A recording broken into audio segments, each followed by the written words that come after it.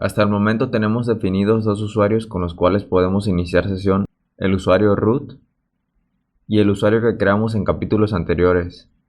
La estructura de conexión que debe cumplir cada usuario para iniciar sesión en el servidor no es la manera más óptima que tenemos para conectarnos. De hecho, existe un margen de mejora. Veamos un pequeño ejemplo para entender de lo que hablo.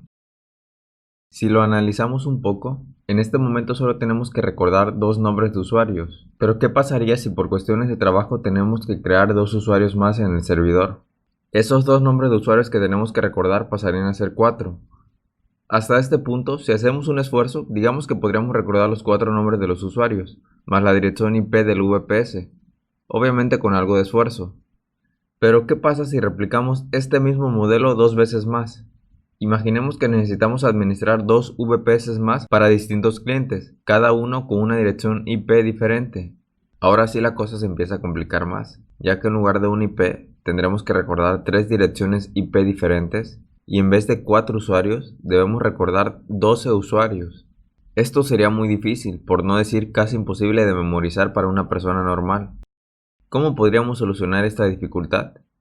Para hacerlo vamos a crear un archivo llamado config dentro de la carpeta .ssh de nuestra máquina cliente, básicamente donde guardamos nuestra llave privada y la pública. En este archivo config es donde anotaremos los nombres de los usuarios y sus configuraciones, para así poder iniciar sesión adecuadamente en el servidor. A cada registro de usuario le daremos un alias en específico, el cual llamaremos cuando queramos conectarnos con ese determinado usuario, generando una manera rápida y productiva de conectarnos con el servidor. Entonces abrimos Windows Terminal y nos dirigimos a la carpeta .ssh. Y si lo alistamos, pueden observar que aquí tengo guardada mi par de claves. Ahora es importante aclarar que si ustedes guardaron su par de claves en una ubicación diferente a la predeterminada, el archivo config sí lo van a tener que guardar en la ubicación que en este momento me encuentro, que es el directorio por default de SSH, el cual estará alojado en el directorio principal de cada usuario. Los usuarios con comando GNU disponibles pueden utilizar la utilidad touch más el nombre del archivo para crearlo. Si te interesa saber cómo agregar comandos GNU en Windows, puedes dar clic en la tarjeta que está apareciendo a continuación, donde te explico cómo hacerlo. Mientras que para los usuarios de PowerShell pueden utilizar el comando new item con su alias ni.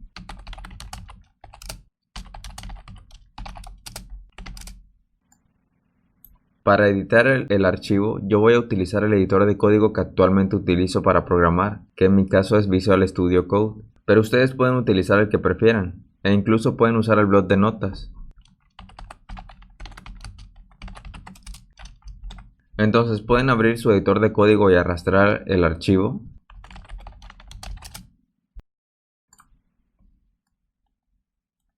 O pueden abrir el archivo en el editor desde PowerShell.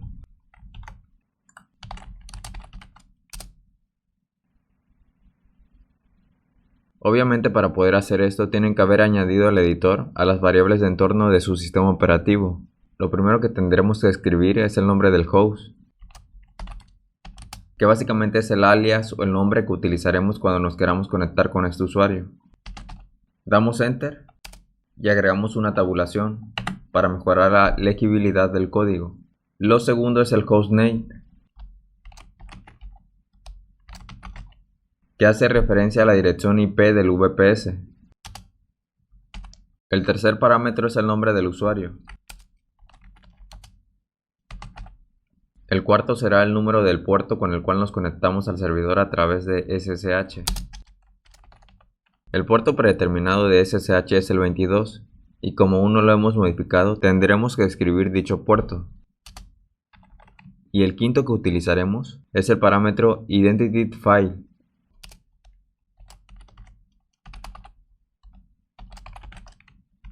el cual nos servirá para que indiquemos la ubicación de la clave privada.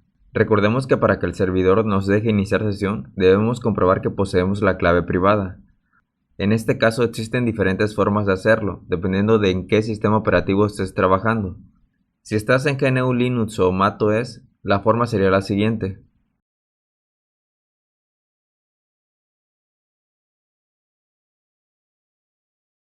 mientras que en Windows podemos ayudarnos del mismo PowerShell para indicar la estructura de ruta correctamente.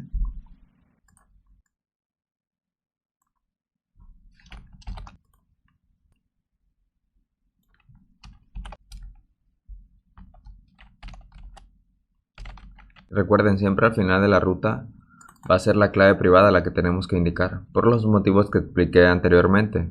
Nunca indiquen al final de su ruta la clave pública, ya que el servidor no los dejará iniciar sesión. Regresamos a PowerShell.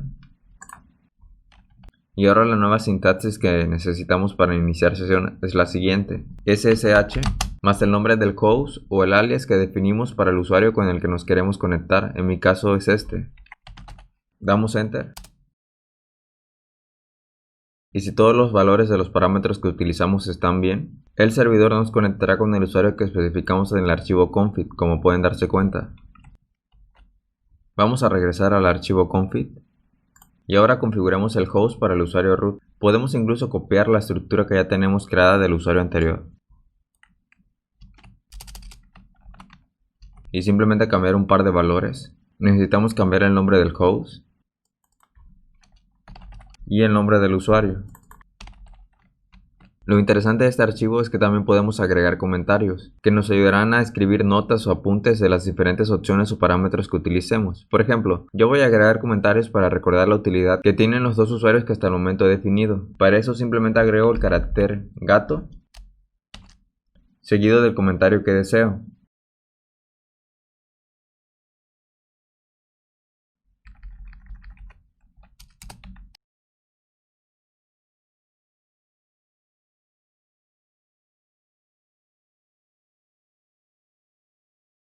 Guardamos los cambios y probamos si todo sigue funcionando correctamente.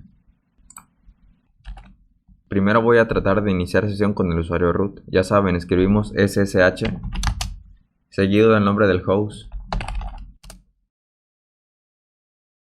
Sí me deja iniciar sesión correctamente. Ahora voy a intentar conectarme con el primer usuario que he definido en config.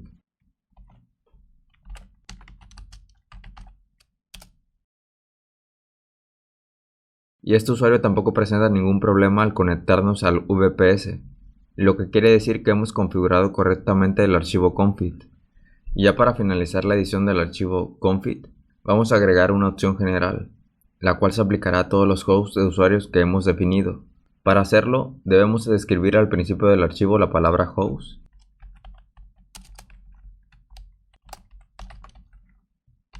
Dejamos un espacio y enseguida agregamos el comodín asterisco, el cual se encargará de hacer referencia a que el siguiente parámetro que vamos a escribir se aplicará en todos los hosts que ya hemos definido. Entonces, escribamos la opción server align interval.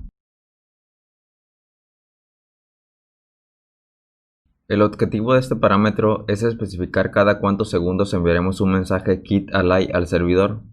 Un mensaje kit align nos ayudará a evitar que el enlace de conexión entre el servidor y el cliente, que es nuestra máquina local, se rompa. Yo les recomiendo agregar un valor de entre 60 y 120 segundos. En mi caso yo agregaré el valor de 120 segundos. Y si no entendieron muy bien la explicación anterior de este parámetro, se las voy a tratar de simplificar. Cada 120 segundos se enviará un mensaje al servidor para verificar que la conexión entre ambas máquinas siga funcionando.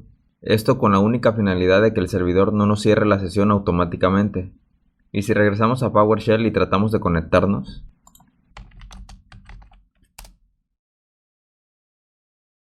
vemos que todo sigue funcionando bien.